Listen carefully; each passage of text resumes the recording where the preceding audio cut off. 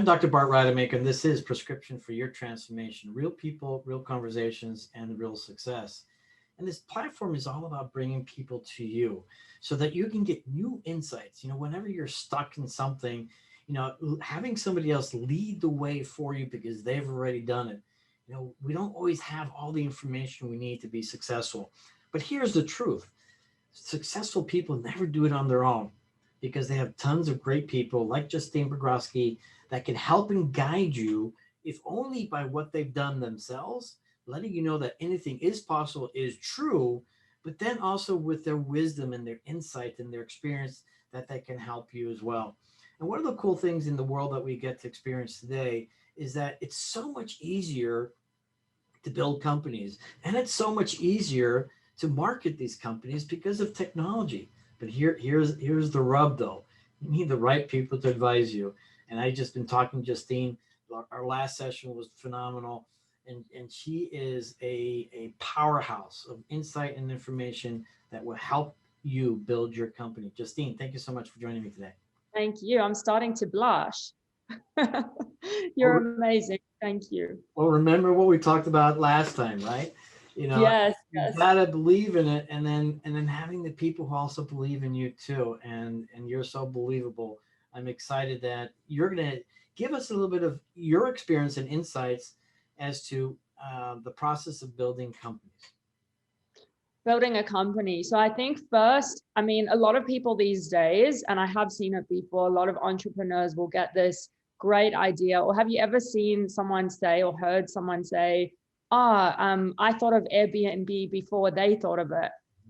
Have you heard people say that? And Yeah. I think like with those types of people, what we have to remember is if they execute before you, like kudos to them. You've got to get in there quickly. And at the same time, a lot of people tend to hold their ideas very close to their heart and like not want to share and keep it here because they want you to sign an NDA. They want you to do this. They want you to do that. But the reality is, if you're not going to execute on an idea and test it and make sure that it's a wanted product, or the other thing that you normally get is, on those Shark Tank groups, when you get someone say, the shark will say to them, I heard it the other day, and they're like, what is your company worth?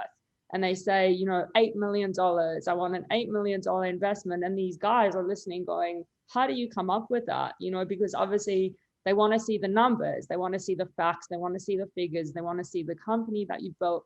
So two things I would say before starting a company: do your research, like really do your research. And I'm talking about not just with your mom and your dad and your sister and your brother, like actually test the idea first on real life people. Like do surveys now because of COVID you can't, but you can do things like Survey Monkey, and there's a couple of other platforms. Really test if there's an interest for that idea, and if there is, execute quickly. So I am the worst at this because honestly, I'm a perfectionist. Like my team knows that I do not let anything go out the door unless it's crisp and beautiful and the user experience is amazing and customer experience. And they actually call me up on it, and say, don't be a perfectionist. But I think the really important thing to know when you're starting a company is you can't hold on to your work. Like you have to get it out there, like whether it's a website or a logo, whatever it is, get it out quickly and fail quickly. Because the sooner you fail at an idea, the quicker you'll get to that first level of success. You'll prove your theory. And I think that that's really important. I mean, you see, there's a story I heard about 7-Up, where they tried the first time, they couldn't get it right. They tried the second time, third time, fourth time. And on the 7th time, they finally got it right. And that's why it was called 7-Up. Oh, wow. So cute little story. I don't know if it's true. I heard it, but I think it's a cute example of like how, you have to fail very quickly. That's one of like the major steps, I think, in any startup. And then it's about, I think in everything you do, we are living in an experience age. Like the tagline of my company, $1 Million Branders, is building brand empires for the experience age. So my message is pretty much to get people to think beyond just a logo or a website or a tagline or something static or a Facebook ad. You have to really deliver an experience to your customers and stand out like that. And it's at every single touch point. It's from your personal brand to the way that, you know, you take yourself to the world on every single platform. It's that I think is the most important thing. You know, I'm enjoying listening to this as I'm building my own company, by the way, and I can relate absolutely with that. And you know, one thing that pushed me forward is when I read Peter Diamandis' book about bold, and you probably read that one as well. And then you know, it's the exponential entrepreneur's motto is fail quickly, fail often, and fail forward. Love Because that. if you're waiting for it to be perfect, then it's going to be too late because somebody else came up with the idea. Now, I'll have to say that I want you, if I were to hire you for my branding, I want it to be perfect because that's a different situation, right? I mean, Yes. that's where even the color changes and even the text, you know, has to be perfect because, you know, that's what connects, you know, people as well. But one of the things that I wanted to share with you, and that is this, is that, you know, I recognize what you're saying. You know, people are so scared of sharing their ideas. They're keeping it tight to the chest. And that's almost the death sentence of all your ideas. Because 100%. the best thing you need to do is try to break it apart. Because if after you try to break it apart and have other people break it apart and it still stands, you probably have a good product. Absolutely. They taught us, I did something called award school in Australia, and we used to, it was the best thing and the worst thing I've ever done. It was very grueling and I loved it though. But they used to teach us, you know, if your one idea that you write down on a piece of paper can be executed in a campaign where it's, you know, a static print ad to a website, to a Facebook ad, to well, Facebook wasn't around then, but to a billboard, then you've got a good campaign. And sometimes the best ideas are so simplistic. Like if you look at Clubhouse, for instance, the user experience on that is just so simple, but it works because it's simple and it's just to the point. Like it's the usability of it is amazing.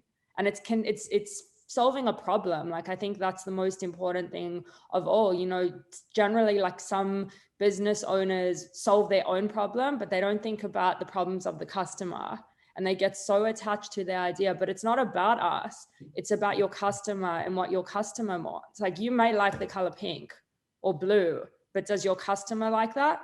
If you've got a food company, like what's your target market? It all depends on people around you. It's not about us, it's about them. And I think that's sometimes what people forget along the way, which is a very important point. You know, it's interesting because over the years I've learned a whole ton of things, and you know, one thing that really struck me, particularly you know when you're blogging as an example, is you know most people fall in love with what they're writing, but they have to fall in love with the reader, the customer. You know, fall in love with the customer, not yourself, because you know most people probably won't like what you are in love with. Absolutely. And, you know, I was saying this to someone the other day. I think it's even in branding, what I do, it's so important that you don't lead with ego in branding, in life, in everything, because you've got to ask yourself, like, am I doing this out of ego or am I doing this, you know, out of life? And I think that works in branding too, because you know it's very easy to get swept up in success, and you know, and then you tend to, you know, go downwards because you're not listening. You know, we should listen more than we actually talk, and we should make it about other people. I think what we do really well at my company is we're good at elevating brands. Like we put them on a pedestal. It's not about us. Like we aim for their success, and I think bring their brands to a world, to, you know, a new world, and telling a story that, you know, is about them but more also targeted to the customer. That's so important. Yeah, and I like what you said, and I hadn't really thought it in with that term. That it's all experiential. You're wanting people to have a very specific experience. You know, in the work that I'm doing, and I have a training program for doctors, and I'm kind of dissecting the whole process. You know, who are they? What's the story? What are the pain points? So I can find all the different touch points, and then I'm writing my content. And it's always, you know, you're wanting to create some sort of emotion within them, which I guess is an experience, right? You know, whether it's Absolutely. fear or whether it's excitement, but all of it ultimately is to serve a purpose that serves them. Absolutely. And I think those are going to be the future brands that are going to really succeed and really fly high.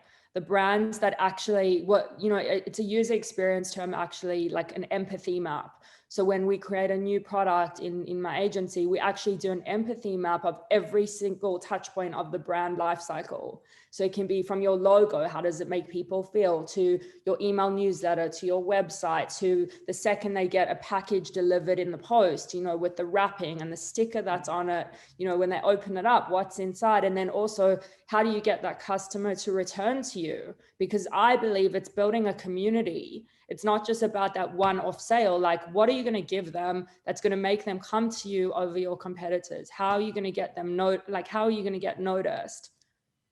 So in a way, you're also creating a culture, right? Absolutely. Culture and community is going to be the most important thing moving forward. I mean, look at Clubhouse. Look, you've got little communities popping up all the time in the different rooms. So if I were to ask you, what are some of your favorite company cultures? I mean, which ones would you name? I have worked at some amazing ones, to be honest. Like Optus was a telecommunications company that I did a lot of work for. And I think within an organization, you know, it always, I believe, comes from the top. You Mhm. know, it always is from, like, you can tell if it's a good company Yep. from the top. Like the second that CEO or CFO opens their mouth, you can tell straight away in like the first 5 minutes. And I think that culture was amazing because little things, you know, like if the staff works, you know, very late the night before till 4 a.m, we'd have like donuts on our desk, or, you know, it's the little things that go such a long way. And I think that's how you really build a good culture. And it's just life, you know, like if you're standing in a coffee line paying for the guy's coffee behind you, it's just creating like that little smile, and it goes such a long way. It's actually frightening. Like some people aren't used to it, including myself, you know, like it's a really nice thing. I was driving, you know, a few years ago, and I remember there was a guy selling flowers. And what happened was, I don't know if they knew each other, but there was one car and then a car in front, a woman. And this man, you know, spoke to the guy, like called the guy like this and said, like, can you give that woman in front of me a bunch of flowers? Paid for it. And then the guy walked to, you know, her car window and just gave her the flowers. And she's looking around like this. But it's a nice analogy. And I think that applies also to branding. Like, what are you offering people? It's culture and community. How are you building that community? How are you putting it on a pedestal? It's all about giving back. So do you find that in general, when you're working with new companies, that they don't really have a clue, how important that is? And is it ever a challenge for you to help them get to that same kind of understanding that you are, and have them embrace and engage with you versus fight you when they're, too much in love with the product? So I'm very lucky because I think I have only, touch wood, trying to find some wood around here, but I've only attracted really great people and great clients. And it's funny, I was actually posting about this on my Instagram yesterday, saying, you know, not everyone will be your people. Your people are the ones, you're not going to be liked by everyone. That's the thing, you know, and it's the same for customers. Like if you've got a brand that's, you know, loud or, you know, different, you're not going to attract, you know, every single person, and you're not meant to either. You're meant to stand out to your crew, like the people who are going to appreciate you and value you. And I think again, it comes from the top. You know, if the CEO or the founder has a vision for a company and they've got a really good vision and they have good morals and values within them, I would say probably 8 out of 10 times that company's got a really good chance of being successful, because people follow people and people like human connection, and they'll be proud of that culture if the ethos and the values are correct and right. You know, I would say to my staff in summer holidays, you know, I don't care on a Friday if you come into work at, you know, or you leave work to go to the beach, like go swim, like 12 o'clock, go swim, get out of here. I don't want to see you at your desk. Just make sure all the work's done. Like, I think you can't micromanage people and you can't force a culture. Like, it comes from the top and they have to want to be there. And I think when you value people back, that's when $1 million brand is built. Yeah, I love what you're saying, and actually, I'm bringing some of that essence and importance into the realm of doctors' offices. I mean, traditionally, the stereotype is very obvious, and I'm sure it's across the world. But one thing that I'm discovering, unfortunately, because I am in this space, is that for doctors to remain relevant, they're going to have to start branding. They're going to have to incorporate culture, because ultimately, as you so eloquently put, it comes down to one thing: it's trust, and your customer has to trust 100%. you, and it really starts off with a culture. So here's my last question before you wrap it up. And as you're talking, I'm thinking, branding, I'm sure, changes over time.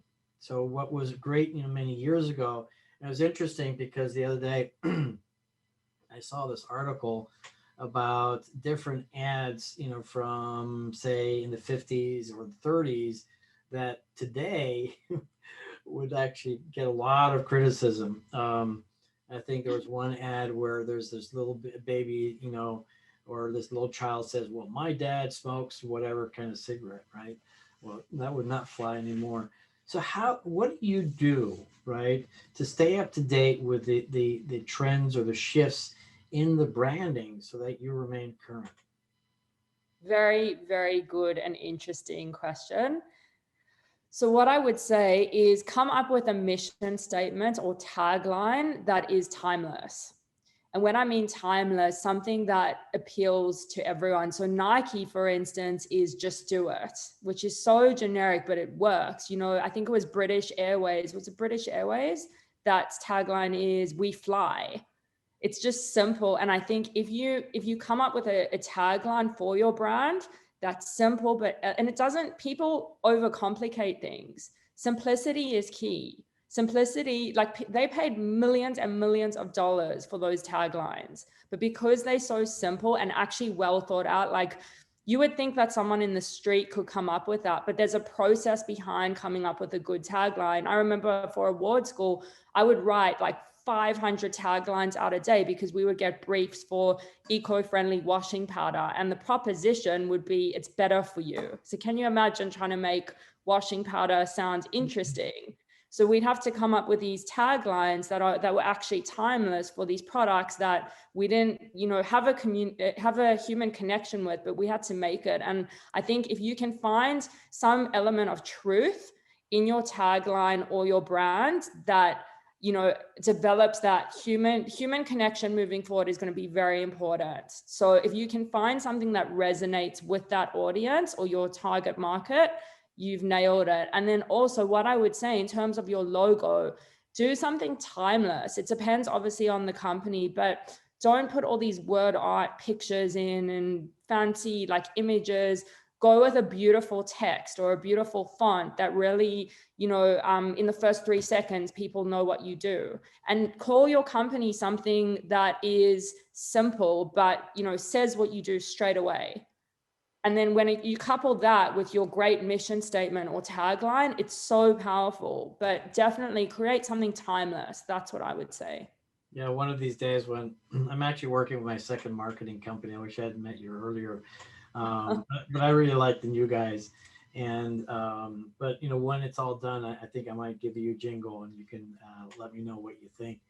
But one of my taglines that I had many years ago, and I love what you just said, and I think some people kind of copied it, but it was look, live, and feel better.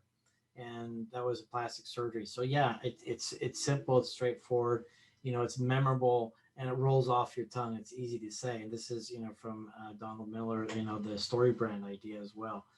So Mm, I love what you're sharing with us today. I'm excited to be sharing this on my platform so that people can learn thank more you about so much. this, connect with you, and in fact, what's the best way that they can connect with you? So they can follow me on Instagram, Justine Pogroske _official, and they can go check out my company, milliondollarbranders.com, or add us on Instagram at milliondollarbranders. Or find you in Clubhouse? Or find me in Clubhouse. I keep forgetting to say that. That's the most important platform at the moment, actually, I feel. I'm really challenged by Clubhouse because I feel like I'm missing so much, but I also have to be laser focused with my programming. So Yeah. it's a hard challenge because I want to listen to this, but you know what? I'm really focused on getting my program out. Well, So, I'm grateful we met on there. So thank you. absolutely, and there's going to be many ways that we'll be able to collaborate. And I think what's really important is that you're also really focused on helping, the underprivileged people in the world. And I know Texas is having a big issue, and I'm so grateful that you're orchestrating some charity donation process so that people can help. And so anybody who's listening in, encouraged to go to your site and start donating money, because the poor souls in Texas really need it. Justine, I want to give you the last word. Sure. Oh, okay. You want me to? So I was like, I'd love to hear your accent a little bit more. It's so nice. Yeah, so I think just the one thing I would say in branding, in an age where we're bombarded with a million messages and swiping and tapping and all of this stuff, my 5-year-old nephew goes and swipes the TV screen nowadays. Just remember that simplicity is key, and start small and fail quickly. That's what I would say. Justine, thank you so much, and I can't wait Thank you for having me. reconnect you. Well, we're going to stay connected, but kind of check in and see how big your company is in about 10 years. I'm Dr. Bart Rademaker. This is Prescription for Your Transformation. Real people, real conversations, and real success, tapping into that genius that's inside all of us. It's the brain and the body and the energy intelligence that I talk about. Today it was about the brain intelligence, and particularly of Justine. Thank you so much, and I'll be back. Thanks for joining us on another episode of Dr. Rademaker's Prescription for Your Transformation. Continue the path towards discovering your own authentic genius by tuning in next time for more real conversations with real people.